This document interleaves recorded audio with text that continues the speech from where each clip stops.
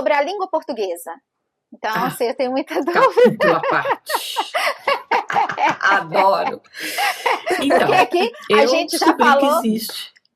Pois é, Fala. então, aqui a gente fica tentando traduzir os nossos ditos populares, né? Porque a gente não consegue traduzir a essência. Eles têm muitos dos ditos deles, enfim.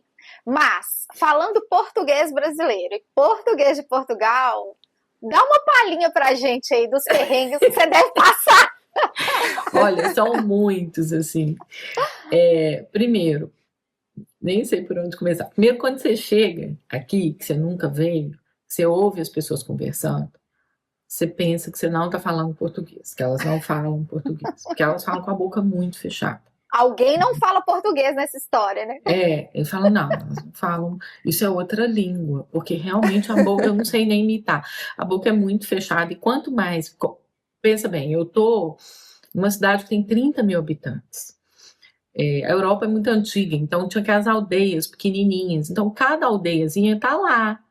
E aí, uma aldeia que vive 150, 200 pessoas numa aldeia. Então, tem uns velhinhos que estão lá há anos. Eles falam do jeito deles. Aí, na aldeia, a escola que eu trabalho é numa aldeia. Então, é um lugar muito pequenininho. Então, assim, quando eu vim para cá a primeira vez, naqueles 6 meses, eu fiquei lá na aldeia, numa casinha. Menina, dava desespero. Você não entendia nada que as pessoas falavam. Então, isso, assim, foi a primeira experiência que eu tive, assim, foi muito assustador. Depois, a segunda experiência foi meu filho chegar em casa chorando, né, ainda nesses 6 meses. Um dia ele chegou da escola chorando, muito nervoso e tal. Falou, mãe, eu não posso ficar aqui porque ninguém me entende, mãe. Eu falei, como ninguém te entende? Eu não falo português. Eu falei, meu filho, mas como é que você não fala português? O que você fala então? Eu falo brasileiro, mãe. Aí ficou muito claro, assim, né, que o português, ele entende que a língua brasileira, a língua portuguesa falada no Brasil é a língua brasileira, sabe? Porque nós falamos aberto, nós falamos todas as sílabas. Fora o mineiro, né, que come tudo, mas isso ainda é outro capítulo.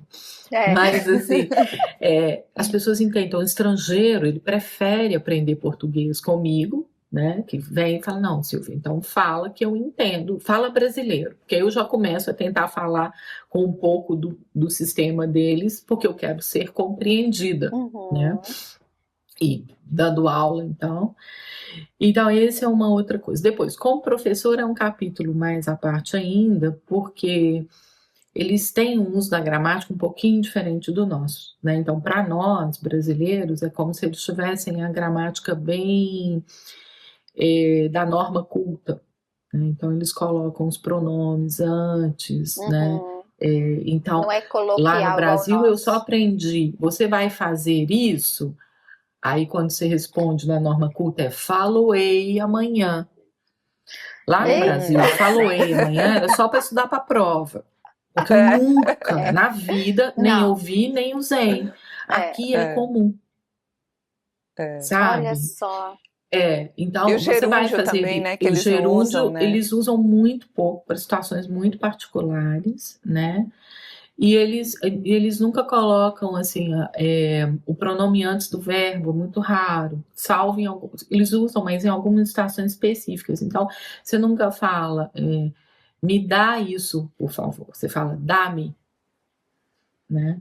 Então, isso no seu dia a dia te denuncia e coloca você numa situação como se você estivesse falando português de baixo nível. Você não sabe falar. Sim. Entendeu? Então, dentro de uma escola, isso é um drama. Nossa. Né? Porque aí minha colega portuguesa, exemplo, né? com todo o amor do mundo, né, vem falar para a tutora dela, olha, Silvia, você não pode falar assim. Né? Então, fizemos lá aulinhas de português, assim, olha, vamos adaptar para o português. Depois, quando você pega aqueles poemas lindos, né, aquelas coisas todas que a gente usa na escola Waldorf, então todos esses detalhes estão todos da forma que nós usamos no Brasil. Então, tem que pegar o poema e reorganizar. Às vezes ele fica feio e fala, isso não dá para usar, não vou usar. Né? Porque, é uma discussão, isso é uma grande, eu tive colegas aqui brasileiros trabalhando nessa escola que discutiam comigo e com todos assim, mas é língua portuguesa, vocês têm que aceitar.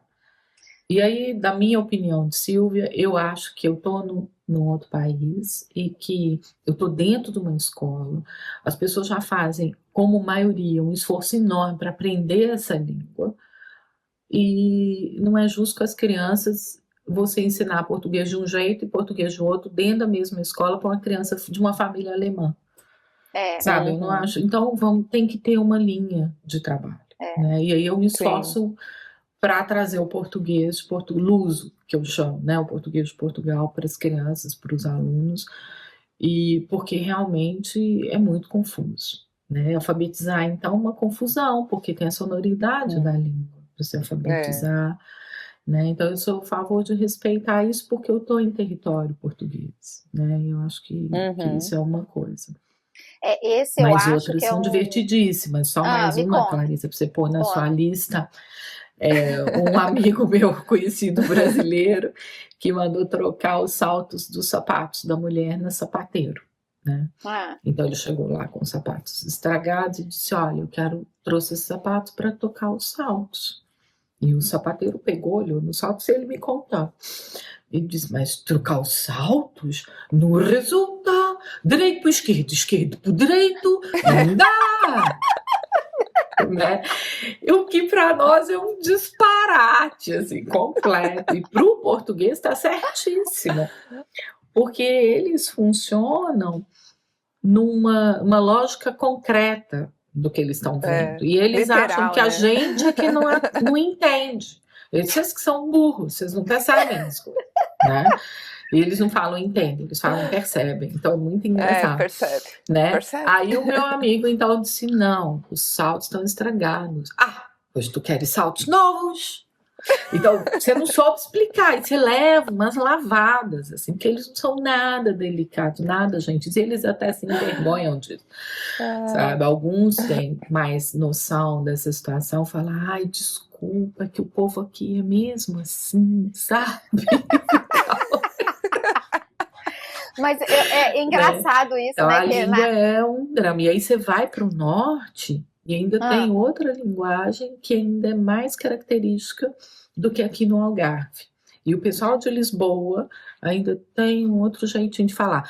Mas eu realmente assim, não consigo perceber facilmente se tem dois portugueses falando, um é do norte e outro é do sul. Eu não consigo distinguir, não. Sabe? Raras vezes. É interessante isso de falar, porque eu acho que o português do Brasil, a gente adapta muito o sentido da palavra para aquele contexto, né? E talvez, ou certamente, em Portugal não. Se a palavra quer significar troca, é troca de um lado para o outro. Simplesmente. Né? Não é trocar o velho pelo novo, é trocar de um lugar para o outro. Que interessante. Eu acho que o brasileiro ele tem uma tendência a simbolizar muito. Então, para um código, que é uma palavra, a gente tem muitas ideias em cima daquilo. E isso tem a ver com a natureza do povo brasileiro, com o caldeirão de culturas que ali formou aquele país, né? Com esse nosso jeitinho, que a gente dá jeito para tudo. Então, essa palavra não encaixa aqui, né? E isso aqui não é assim, não é comum. Assim.